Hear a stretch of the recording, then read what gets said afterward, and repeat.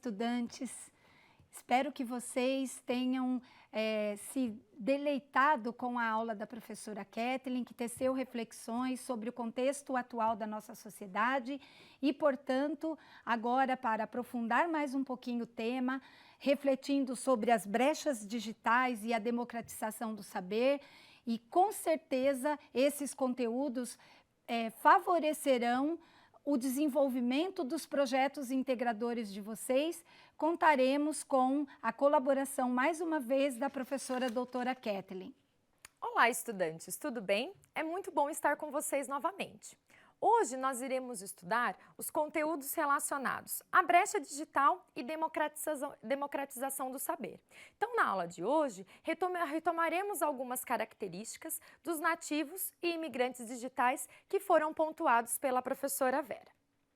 Nessa charge, nós apresentamos uma situação bastante cotidiana das salas de aula, seja na educação básica ou no ensino superior, que é a utilização do dispositivo móvel para tomar uma nota, para salvar uma informação. Então, a professora pede para que os alunos copiem do quadro a informação e rapidamente esses nativos sacam o celular e tiram uma foto. Então, isso demonstra o quanto os recursos tecnológicos e principalmente os dispositivos móveis, eles fazem parte do nosso cotidiano. São as extensões do nosso próprio corpo. E enquanto a professora é imigrante digital, nem sempre ainda encara essa utilização com tanta naturalidade, uma vez que ela não nasceu numa era digital, nasceu numa era analógica e tem se apropriado aos poucos desse recurso, pensando aí nas suas necessidades dentro da vida acadêmica e também do mercado de trabalho. Então, essa situação, ela marca bastante a nossa sociedade contemporânea e nos aponta algumas reflexões muito importantes, porque muitas vezes situações como essa intimidam o professor, né? Como que eu vou apresentar um conteúdo sendo que ele está lá portando um dispositivo móvel e pode muitas vezes acessar um conteúdo que até mesmo eu, enquanto professor, desconheço. A professora Juana Sancho Gil, uma pesquisadora da Universidade de Barcelona, tem uma frase bastante interessante a esse respeito. Ela diz que mesmo sendo nativos, há que se aprender a língua. O que isso significa? Que embora esses estudantes eles tenham nascido numa era digital, isso não significa que eles não tenham mais nada para aprender e nem que eles saibam empregar as tecnologias digitais da informação e comunicação dentro do seu processo de ensino de aprendizagem. Nós observamos, e vocês também devem observar isso dentro da casa de vocês, nas situações de trabalho e estágio, que os alunos utilizam os recursos com muita naturalidade. Hoje nós observamos as crianças pequenas, até mesmo os bebês, utilizando as telas touch com muita naturalidade. Mas isso não significa que no futuro eles saberão empregar essas tecnologias de modo intencional e de um modo que favoreça e enriqueça esse processo educacional. Então, nós não podemos ter medo de ensinar os nativos digitais, muito pelo contrário. Nós precisamos assumir essa responsabilidade enquanto professores. Eles possuem mais habilidades? Sim. Eles têm mais facilidade em operar esses recursos? Com certeza. Eles já nasceram com o teclado na mão, com os tablets na mão, os celulares. Mas somos nós, professores, que somos dotados do conhecimento acadêmico e que vamos direcionar a utilização desses recursos. Como que esses estudantes podem explorar de modo produtivo e significativo todo o potencial que a internet e tantos outros recursos nos oferecem. Quando nós pensamos entre migrantes e nativos digitais, nós temos um fenômeno chamado de brecha digital. Essa brecha, ela sempre aconteceu na nossa história. É muito comum nós ouvirmos, por exemplo, os nossos avós dizer: "Ah, na minha época era assim, na minha época era melhor". Isso demonstra uma brecha cultural, uma brecha temporal. E hoje nós podemos dizer que existe também uma brecha digital, ou seja, há uma diferença entre os conhecimentos relacionados às tecnologias entre professores e estudantes e também entre pais e filhos. Quando nós pensamos nas relações familiares, isso se torna ainda mais problemático, porque muitas vezes os pais desconhecem esses recursos tecnológicos e não conseguem supervisionar adequadamente aquilo que as crianças e que os jovens fazem. Nós sabemos que hoje nós podemos encontrar qualquer conteúdo na internet e que é muito fácil acessar conteúdos impróprios ou inadequados para determinada faixa etária. Quando nós pensamos na questão educacional, essa brecha entre professores e estudantes pode muitas vezes desestimular a utilização da tecnologia.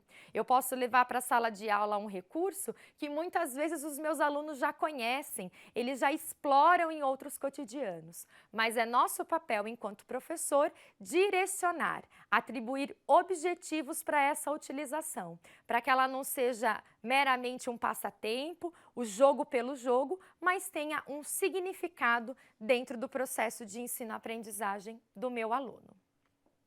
Quando nós olhamos para os conhecimentos dos nativos digitais, nós observamos que eles têm muito mais habilidades nas ferramentas comunicacionais, como Facebook, Snapchat, YouTube, WhatsApp, Instagram e tantos outros que vocês devem conhecer até melhor do que eu, porque eles conseguem rapidamente fazer um vídeo, subir no YouTube e compartilhar com os amigos. Mas quando nós pensamos nas ferramentas mais operacionais, aquelas que de fato permitem a produção de algum conteúdo, como o Prezi, o pacote Office e outras tantas plataformas que permitem a produção de questionários, mapas mentais, animações, nós observamos que essas habilidades, elas não são tão fortes assim. Muitas vezes eles não têm paciência e nem a dedicação de explorar a plataforma e de buscar descobrir como funciona cada ferramenta. Nós observamos que é sempre uma exploração muito por tentativa e erro. Eu tento uma vez, não deu certo, eu tento de novo, se não deu, eu desisto. Então, isso reforça mais uma vez a fala da professora Ruana que eu apresentei anteriormente, que mesmo nativos, nós precisamos ensiná-los a compreender essa língua digital, a utilizar esses recursos de modo produtivo. Hoje, os conteúdos acadêmicos, eles proporcionam uma nova relação com o saber. Hoje, o saber ele não se dá apenas dentro da sala de aula, entre quatro paredes. Eu não preciso mais ir até a biblioteca da minha cidade para fazer uma pesquisa. Eu faço isso em qualquer lugar, no banheiro, na cozinha, na praça, no supermercado, qualquer lugar que tenha conexão com a internet. E isso leva a uma capacidade muito importante dentro do século XXI, que é a capacidade de aprender a aprender. Eu preciso aprender a usar a ferramenta para a partir daí conseguir me apropriar de um conteúdo. Então, hoje, os conteúdos sistematizados, eles são muito importantes. O saber historicamente produzido, ele sempre vai ser muito valorizado.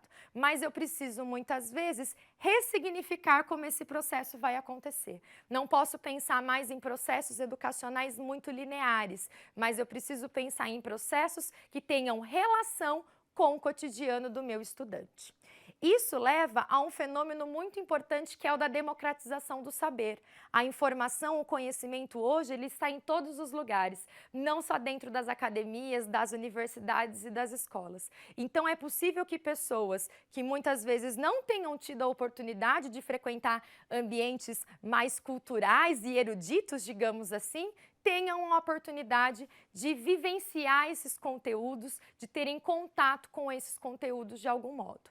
Então, nós vivemos uma era dessa democratização do saber, mas os estudos indicam ainda que nós não aproveitamos toda essa informação disponível, todo esse conhecimento que está aí dentro da internet e que precisa ser pensado e refletido.